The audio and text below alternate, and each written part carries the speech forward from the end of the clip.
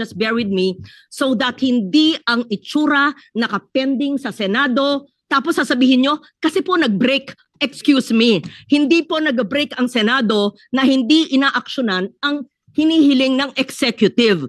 Dalawa ang inyong hiningi. Excise tax, napasa namin. At sabihin nyo on the record, kailan nyo mai-implement yan, at ang gulo ninyo.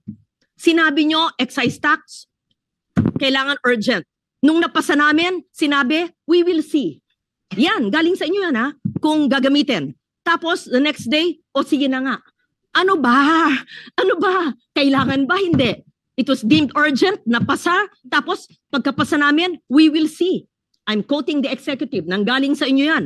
Tapos ngayon, gagawin na.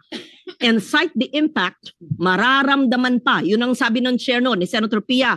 Ano ang ramdam sa pagbaba o pagkaltas ng excise tax?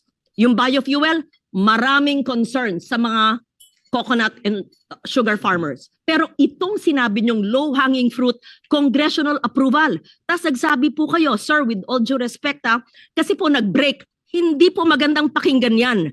Hindi po mag-break ang Senado kung sinabi niyong kailangan ng congressional approval ang paggamit ng PNOC ng kanilang pondo.